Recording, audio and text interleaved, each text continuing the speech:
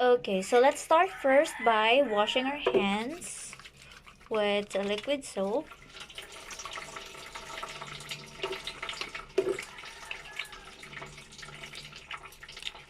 Remember, always wash your hands before measuring the vital signs.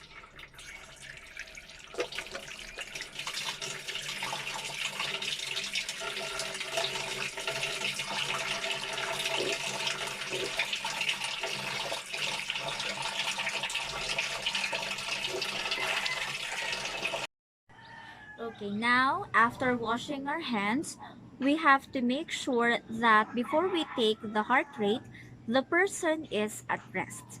Okay, now the easiest place to find a pulse to measure is the radial artery found on the inside of the wrist closest to the thumb. So we have to use the first and second fingertips, so never the thumb, to press firmly but gently on the wrist until you feel a pulse. And then with an analog clock like this one, or watch, wait until the second hand is on the 12. Then you begin counting the beats of the pulse. But this time, I'll be counting only for 15 seconds, and then I'm going to multiply it by 4 to calculate the beats per minute. So I'll be starting now.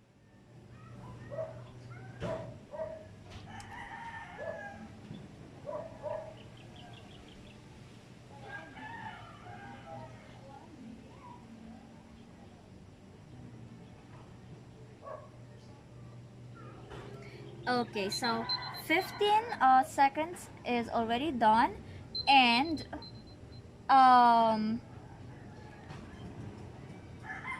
now the bit for that 15 for the bits for that 15 seconds, we have 18 bits, so multiply that by 4. I'm going to I can get 72. Therefore, there are 72 beats per minute. Okay, so the patient's heart rate is 72 per minute, and that is normal. Okay, now to take the respiration rate, we have to place our fingers on the wrist of the patient, either side, and then one inhale, we have to observe the respiration of the patient. So one inhale and one exhale is equivalent to one respiration. So using our clock, we have to time it down for 1 minute. Timer starts now.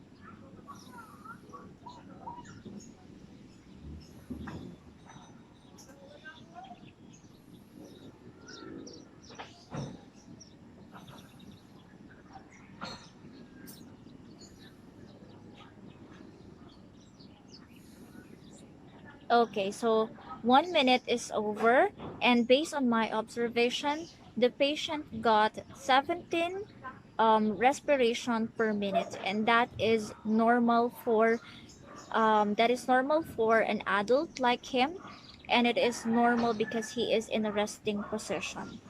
Okay, so that is how you get the respiration rate of a patient. Okay, so this is how you get the body temperature using a digital thermometer.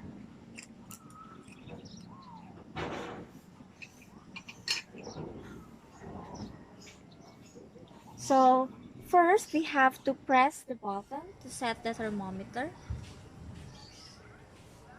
here. And then since we're using this one, the digital temperature, it can be used by being placed under the armpit, and then we have to wait for 5 minutes.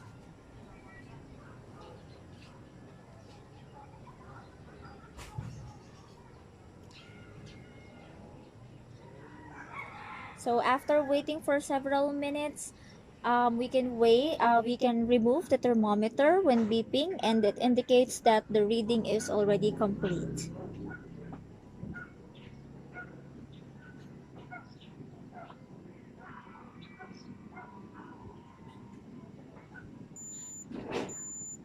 Okay, so it already beeped, and as we can see, okay, so the temperature is 36.2, and although of course the normal temperature is 98.6 degrees or 37 Celsius, um, anything between 36.4 and 37.5 is already acceptable. Okay, therefore our patient has a normal body temperature. Okay, so now I will be demonstrating how to properly take the blood pressure. Okay, so let's start first by washing our hands with a liquid soap.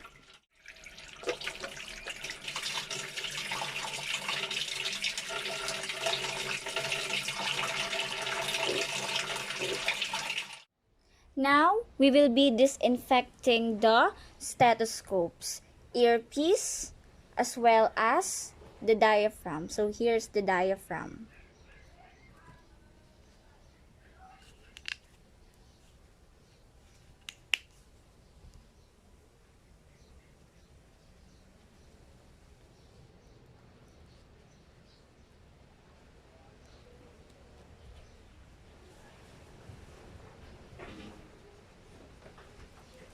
So since we are done washing the hands and we are also done disinfecting the stethoscope, we will now be proceeding to the third step.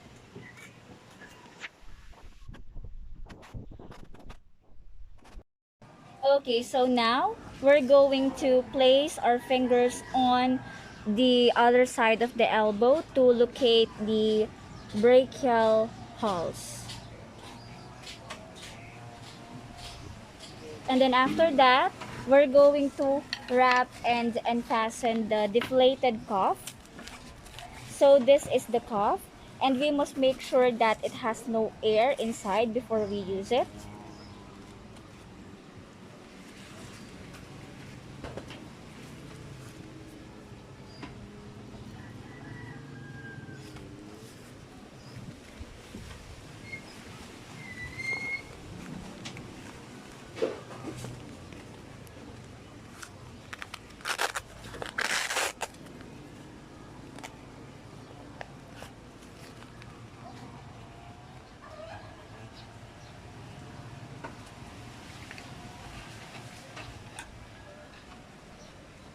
So it must be wrapped on the upper arm at least 1 inch, where you felt the strong and steady brachial pulse, like here. And then we must insert the stethoscope earpiece. So this is the earpiece. And then position the diaphragm. Here's the diaphragm over the brachial pulse.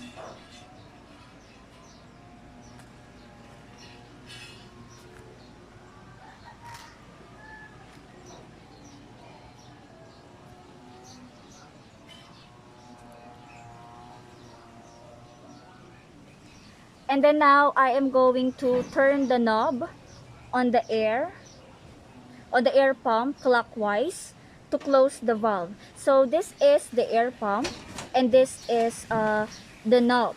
So we must turn it clockwise in this direction so that we can close the valve.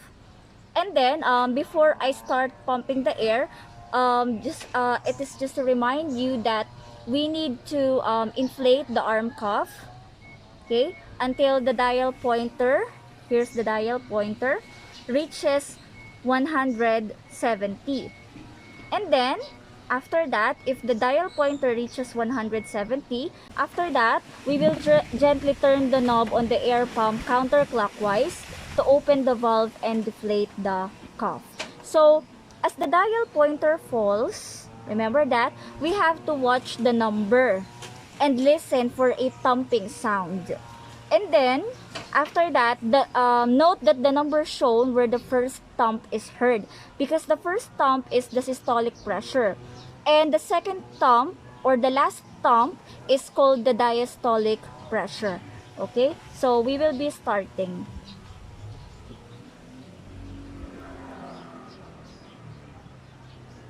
So, I will now pump the air until the dial pointer reaches 170.